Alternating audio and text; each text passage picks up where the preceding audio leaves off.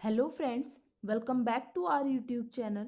सो guys, आज हम discuss करने वाले हैं हमारी लॉजिकल रीजनिंग का most important topic Indian logic. So guys, आज हम इंडियन लॉजिक से रिलेटेड कुछ एक्सपेक्टेड क्वेश्चंस को डिस्कस करने वाले हैं। सो गाइस, आज हम इंडियन लॉजिक के एक्सपेक्टेड क्वेश्चंस का पार्ट 2 को डिस्कस करने वाले हैं, जिसमें हम डिस्कस करेंगे अनुमान से रिलेटेड क्वेश्चंस, अनुमान की क्या टाइप्स हैं, उनसे रिलेटेड क्वेश्चंस को हम डिस्कस करेंगे। और गाइस, इंडियन लॉजिक के एक्सपेक्टेड क्वेश्चंस में हमने प्रमाण से रिलेटेड जो क्वेश्चंस थे, प्रमाण के जो टाइप्स थे, उनसे रिलेटेड क्वेश्चंस को हमने पार्ट 1 में हम ऑलरेडी डिस्कस कर चुके हैं। सो गाइस, अगर आपने पार्ट 1 नहीं देखा है तो आप हमारे चैनल की लॉजिकल रीजनिंग की प्लेलिस्ट से जाकर पार्ट 1 को देख सकते हैं। और आज हम डिस्कस करने वाले हैं इंडियन लॉजिक के एक्सपेक्टेड क्वेश्चंस के पार्ट 2 को, जिसमें हम अनुमान से रिलेटेड क्वेश्चंस को डिस्कस करेंगे। तो हम स्टार्ट करते हैं।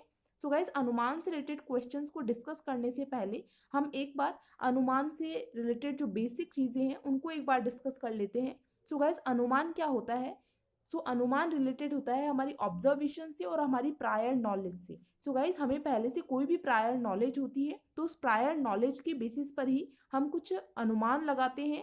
सो उसे हम बोलते हैं अनुमान। ओके गाइस, जिसमें हम सेंसरी ऑर्गन्स प्लस हमारी प्रायर नॉलेज का यूज करते हैं, उन्हें हम बोलते हैं अनुमान। ओके, उसके बेसिस पर हम जो नॉलेज गेन करते हैं उसे हम बोलते हैं अनुमान। और गाइस, अनुमान से जो नॉलेज गेन की जाती है उसे बोलते हैं अनुमिति। सो आपको ये याद रखना है, अनुमान से जो नॉलेज गेन की जाती है उसे अनुमिति कहते हैं। नेक्स्ट हम देखते हैं स्टेप्स ऑफ अनुमान, कि अनुमान के क्या स्टेप्स हैं। सो गाइस, ये जो अनुमान के स्टेप्स हैं वो आपको याद रखने हैं कि किस तरीके से अनुमान जो है वो लगाया जाता है और उसके लिए क्या क्या स्टेप्स जो है उन्हें फॉलो करना होता है इंडियन लॉजिक में, भारतीय तर्कशास्त्र में। सो गाइस, फर्स्ट है प्रतिजना। प्रतिजना का मीनिंग होता है हाइपोथेसिस से, परिकल्पना से। सो गाइस, हमें किसी भी चीज के बारे में अनुमान लगाना है तो सबसे पहले हम हाइपोथेसिस लगाएंगे। सबसे पहले हम एक प्रपोजिशन, एक स्टेटमेंट बनाएंगे, एक परिकल्पना करेंगे। ओके, नेक्स्ट है हेतु। हेतु का मीनिंग है रीजन से यहाँ पर। सो गाइस, जैसे कि हम एक स्टेटमेंट लेते हैं, जैसे कि हिल जो है वहाँ पर स्मोक आ रही है, हिल से, हिल में स्मोक है, वहाँ से धुआं निकल रहा है हिल से। सो गाइज, हमने अनुमान लगाया कि वहाँ पे आग लगी होगी। ओके गाइज, जैसे बिल्डिंग का एग्जांपल ले सकते हैं कि बिल्डिंग से जो है धुआं निकल रहा है, तो हमने अनुमान लगाया कि वहाँ से धुआं आ रहा है, इसका मतलब ये है कि वहाँ आग लगी होगी। ओके गाइज, तो यहाँ पर जो है वहाँ पर आग लगी होगी, ये स्टेटमेंट क्या है? हमारा परिकल्पना है, इसे हम बोलेंगे प्रतिजना। नेक्स्ट है हेतु। हेतु का मतलब होता है रीजन। सो गाइस, हमने जो कहा है कि वहां पर आग लगी होगी तो उसके पीछे का रीजन क्या है, उसके पीछे का कारण क्या है? तो उसके पीछे का रीजन ये है कि रीजन ये है कि वहां से धुआं आ रहा है। ओके गाइस, तो ये है हेतु। ओके, नेक्स्ट है थर्ड स्टेप होता है उदाहरण, एग्जाम्पल। सो गाइस, जो भी हमने हाइपोथेसिस बनाई थी कि वहाँ बिल्डिंग जो है वहां पर आग लगी होगी, तो वो जो हाइपोथेसिस है उसे हमें ट्रू प्रूव करना है, तो उसके लिए हमें एक एग्जाम्पल देना होगा, उदाहरण देना होगा। जैसे कि जहां जहां धुआं उठता है वहां वहां आग लगती है या आग होती है। सो ये हमारा एग्जाम्पल हो गया, तो इसे हम बोलते हैं उदाहरण। नेक्स्ट फोर्थ है उपानया। सो गाइस, उपानया जो है, यहाँ पर उपानया जो है उसका मीनिंग हमारा उपमान से नहीं है, उपानया का मीनिंग है एप्लीकेशन, यूज से है। सो गाइज, जैसा कि हमने बताया कि हमने एग्जांपल लिया कि जहां जहां धुआं होता है वहां आग होती है, ऑब्वियसली। ओके, जैसे कि किचन, किचन में भी धुआं होता है तो वहां आग होती है। सो गाइज, इसी तरीके से हमने जो ये एग्जांपल बताया है उसका क्या यूज है, तो उसका मीनिंग होता है उपानया। तो आपको अभी के लिए ये याद रखना है कि उपानया का मतलब होता है एप्लीकेशन से, यूज से, यूज से। ओके, नेक्स्ट फिफ्थ है निगमना। सो गाइज, निगमना का मीनिंग होता है कंक्लूजन से। कंक्लूजन का मतलब है निष्कर्ष। सो गाइज, निगमना का मीनिंग है यहाँ पर कंक्लूजन, यानी कि हमने जो स्टेटमेंट बनाया था कि जो बिल्डिंग है वहां से धुआं आ रहा है और धुआं आ रहा है, इसका मीनिंग ये है कि वहां पर आग लगी होगी। तो यहाँ पर हमारा जो कंक्लूजन है वो ये निकल कर आएगा कि देयरफॉर, कि अतः वहां पर आग लगी होगी। ओके, कि अतः वहां पर आग लगी है। ओके, तो ये हमारा जो है वो कंक्लूजन है, जिसे कंक्लूजन को हम इंडियन लॉजिक में निगमना कहते हैं। सो गाइज, ये 5 स्टेप्स थे, तो ये आपको याद रखने हैं। अनुमान किस तरीके से लगाया जाता है? सबसे पहले प्रतिजना, नेक्स्ट है हेतु, उसके बाद में उदाहरण, एंड फोर्थ है उपनया, एंड फिफ्थ है निगमना, जिसका मीनिंग है कंक्लूजन। सो परिकल्पना से हम कंक्लूजन तक पहुंचते हैं, ये होता है अनुमान के स्टेप्स। ओके, नेक्स्ट हम देखते हैं काइंड्स ऑफ अनुमान, कि अनुमान के प्रकार क्या है, कौन कितने टाइप्स के अनुमान होते हैं। सो गाइस फर्स्ट है, 3 टाइप के अनुमान होते हैं। फर्स्ट है पूर्ववत्ता अनुमान, एंड सेकंड इज शेषवत अनुमान, एंड थर्ड इज समानयतो दृष्टा अनुमाना। ओके गाइस, तो हम डिस्कस करते हैं पूर्ववता अनुमान। सो गाइज ये इनकी डेफिनेशंस है, इनको आप रीड कर सकते हैं। हम डेफिनेशंस पर नहीं जाएंगे, इनको एक एग्जांपल के थ्रू हम समझने की कोशिश करेंगे।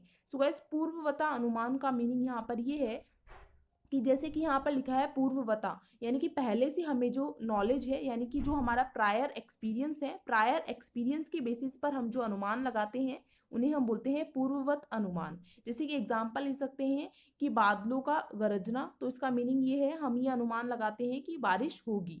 ओके गाइस, तो ये प्रायर नॉलेज है हमारी, तो उसके बेसिस पर हम जो अनुमान लगाते हैं उसे हम बोलते हैं पूर्ववता अनुमान। ओके, अनपरसीव्ड इफेक्ट पर पहुंचते हैं परसीव्ड कॉज से। ओके, कुछ जानते हैं, कुछ जानी हुई चीजों से हम जो नहीं जानते हैं वहां पर पहुंचते हैं, उसे हम बोलते हैं पूर्ववता अनुमान। नेक्स्ट है शेषवत अनुमान। तो शेषवत, जैसा कि आप इसके नाम से ही समझ रहे हैं शेषवत, तो शेष का मीनिंग है यहाँ पर बचा हुआ, कि शेष का मीनिंग होता है बचा हुआ। तो हम एग्जाम्पल लेते हैं गाइस यहाँ पर, जैसे कि एक केस है, उस केस में 3 लोगों को पकड़ा गया है और 3 लोग जो हैं वो शक के दायरे में हैं।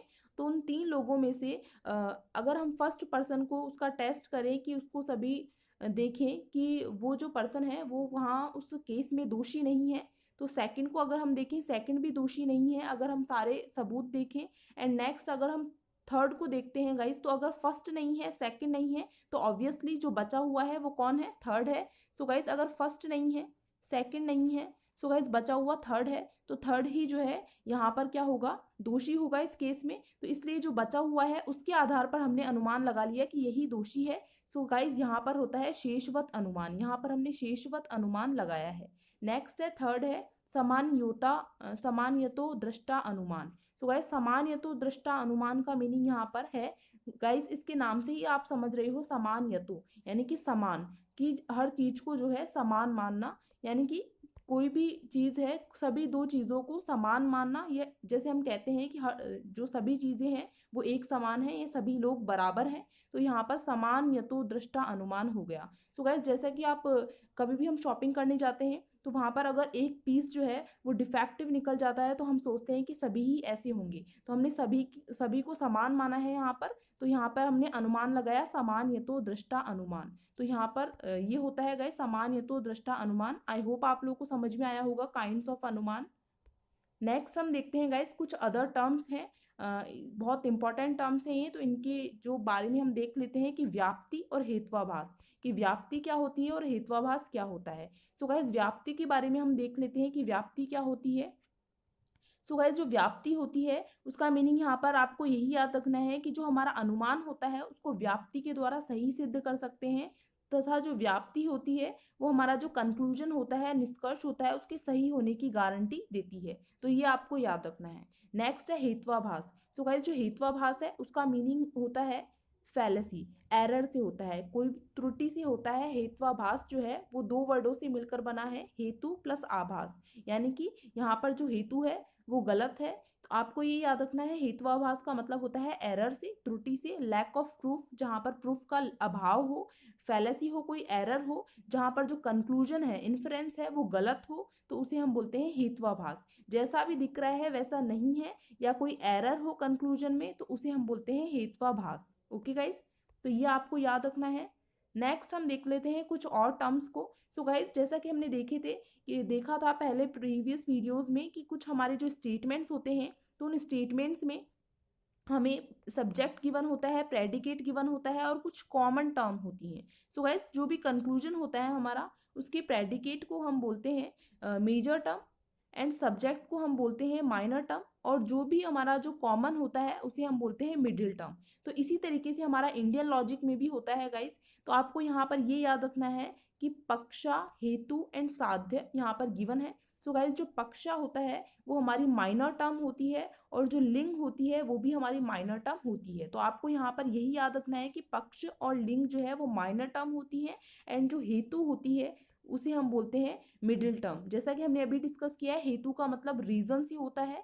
एंड गाइस जो साध्य होती है वो हमारी मेजर टर्म होती है। जैसा कि हमने अभी एग्जाम्पल देखा है कि जो बिल्डिंग है वहां से धुआं आ रहा है, तो धुआं आ रहा है इसका मीनिंग ये है कि वहां पर आग लगी होगी, तो यहाँ पर जो फायर है वो क्या है, मेजर टर्म है। ओके गाइस, और जो स्मोक है वो यहाँ पर हेतु है, मिडिल टर्म है, कॉमन है दोनों स्टेटमेंट्स में। एंड गाइस जो माइनर टर्म है यहाँ पर बिल्डिंग हो जाएगी या माउंटेन, कुछ भी।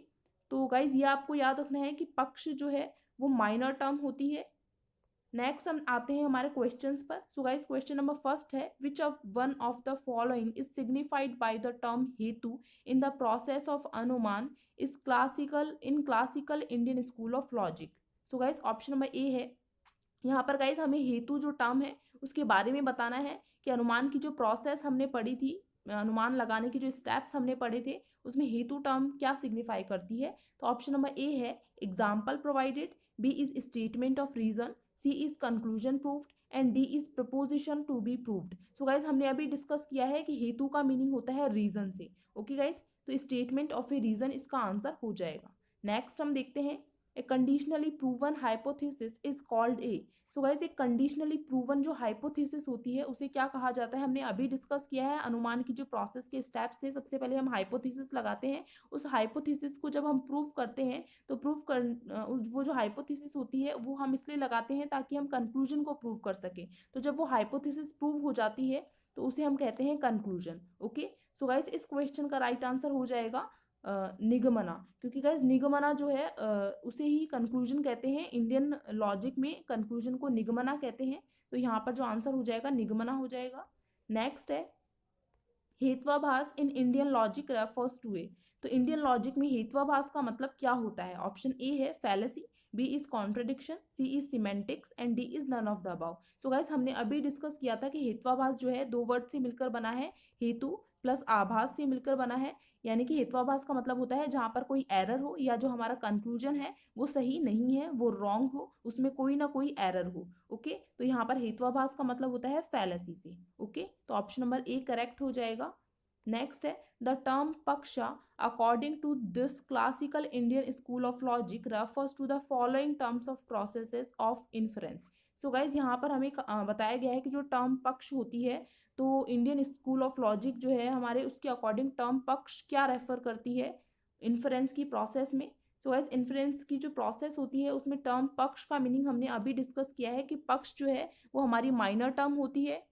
ओके, पक्ष और लिंग जो है वो हमारी माइनर टर्म होगी, और हमारी जो मेजर टर्म होती है उसे हम साध्य बोलते हैं, एंड जो हेतु होता है वो हमारी मिडिल टर्म होती है। सो गाइज यहाँ पर जो हमारा आंसर हो जाएगा वो हो जाएगा option number B, minor term. Okay, so guys हमारा लास्ट क्वेश्चन है, in the age of 4 Vedas students were admitted to the Vedic schools after which ceremony among the following.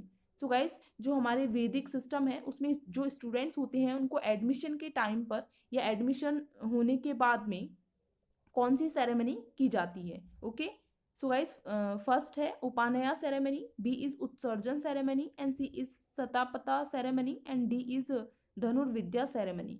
So guys यहाँ पर जो आंसर हो जाएगा वो हो जाएगा option number A, Upanayana ceremony, क्योंकि जो हमारे वैदिक स्टूडेंट्स होते हैं उनको एडमिशन दिया जाता है वैदिक स्कूल में आफ्टर विच सेरेमनी, कौन सी सेरेमनी के बाद में, तो वो होती है Upanayana ceremony. Okay, and last question है, according to classical Indian school of logic what is the correct sequence of steps involved in Anumana. इन जो हमारा अनुमान होती है उसकी प्रोसेस के स्टेप्स हमें बताने हैं, करेक्ट हमें सीक्वेंस यहाँ पर फाइंड आउट करना है। सो गाइज हमने डिस्कस किया था कि सबसे पहले जो है वो होती है प्रतिजना, तो हमारा फर्स्ट ऑप्शन गलत हो जाता है। सेकंड में हम देखते हैं सबसे फर्स्ट होती है प्रतिजना, उसके बाद में होता है हेतु, एंड नेक्स्ट होता है उदाहरण एग्जाम्पल, एंड नेक्स्ट होता है उपनयन, उपनया जिसका मीनिंग होता है, उपनया का मतलब होता है यूज से, एप्लीकेशन से, एंड देन होता है निगमना यानी कंक्लूजन। तो ये ऑप्शन नंबर बी हमारा करेक्ट सीक्वेंस हो जाएगा हमारे अनुमान के स्टेप्स का। ओके गाइज, सो गाइज ये थी हमारे अनुमान से रिलेटेड कुछ क्वेश्चंस। आई होप आप लोगों को समझ में आए होंगे कि काइंड्स ऑफ अनुमान, अनुमान की process. So guys I hope आप लोगों को वीडियो अच्छा लगा होगा। अगर कोई भी क्वेरी या सजेशन है तो आप लोग कमेंट कर सकते हैं, and please do like and subscribe our channel. Thank you so much.